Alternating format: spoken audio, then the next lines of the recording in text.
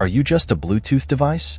Now, Bluetooth was created to get rid of the hassle of dealing with wires and cables. Bluetooth is a low-power wireless technology that uses a short-range radio that provides a way to connect nearby devices to each other. Is your life just one Wi-Fi click away from reality? Now, Wi-Fi is a wireless technology that uses radio waves that allows devices such as desktop computers, laptops, tablets, and cell phones to be able to connect wirelessly to the internet. In a world where everything is connected without wires, have you ever wondered how your thoughts are formed? Could it be that, like your devices, your mind is tapping into something unseen, something that controls or influences your every thought? My phone connects to Bluetooth, my computer to Wi-Fi, but what about my mind? I have no wires, yet information flows into my thoughts. Could I be connected to some source, just like my devices? Ethan's curiosity leads him to a terrifying possibility. What if his thoughts are not entirely his own? What if, like his devices, his brain is connected to an invisible network that he has no control over?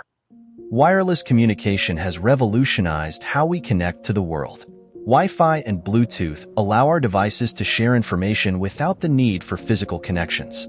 But what if this technology mirrors a deeper, more mysterious truth about our own minds? The more you learn, the more it feels like our brains could work the same way. We're surrounded by signals, data flying through the air, invisible to the naked eye. What if our thoughts, our consciousness, are being influenced by these unseen forces? Could it be that your mind is functioning like a wireless device, constantly receiving and sending information to an unknown source?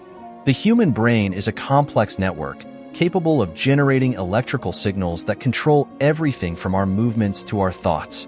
But could these electrical signals be more than just internal communication? Could they be connecting us to something external, like a universal network? My brain generates electricity, just like my devices. But if my devices can connect to networks wirelessly, why couldn't my brain do the same? Science has shown that the brain's electromagnetic fields can be influenced by external sources. Solar flares, electrical storms, even the devices around you could be affecting your thoughts in ways you're not aware of. What if these influences are not random but are part of a larger, coordinated system? It's like we're receivers, constantly picking up signals from the world around us. But who or what is sending these signals? And why? As our thoughts spiral deeper into this theory, we might start to notice something unsettling. Those times our minds began to behave strangely. Sudden bursts of inspiration, feelings of déjà vu, anger about some past events, as if our brain was receiving data from an unknown source. It's like we were receiving updates, downloads from somewhere else. But where are they coming from?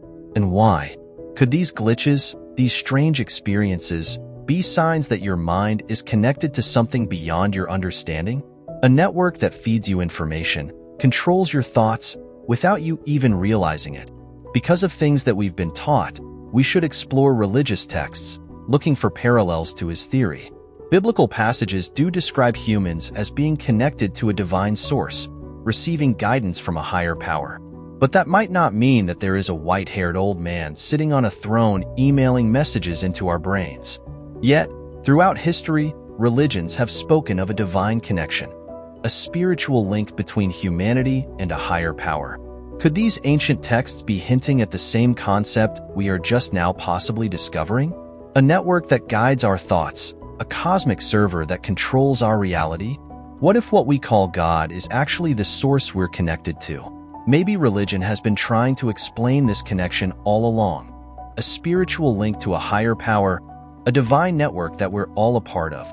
This has not been a video about religion, but about the possibility of an existence of what we saw in a few movies on the big screen. A real matrix or simulation. Yet different religions do describe humanity's connection to a divine force, whether it's through prayer, meditation, or other spiritual practices. It suggests that these practices might be ways of tuning in to this cosmic network. Could prayer, meditation, and other spiritual practices be ways of accessing this divine network? Tuning into a frequency that connects us to the source of all consciousness. Or think about this. Is it possibly a fact that we have to be connected like some type of Bluetooth or Wi-Fi device to some source or entity that we just don't have the minds to understand in order to stay alive? And does death come when we are disconnected? If my brain is connected to something, then what is real? What if this connection is what defines my reality? It sure looks like there's something to this idea. Is it possible that your mind is not your own? That your thoughts, your very consciousness, are linked to a network beyond your comprehension? If so, who or what is controlling it? And what happens if the connection is severed?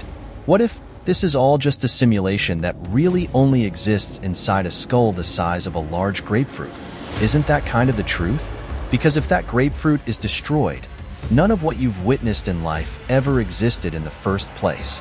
At least that would be true to the dead you. I mean, once we are no longer living, how can someone from this world ever prove to you that you did once live? Yeah, I definitely know that's deep stuff, but also very true at the same time. So are you really in control? Or are you just a device connected to a larger system, linked to something far beyond your understanding? Is your brain just really a Bluetooth device connecting to some universal internet somehow? Well, maybe. Or maybe not. I just gave you something to think about. Subscribe to the Anything History channel for more intriguing videos.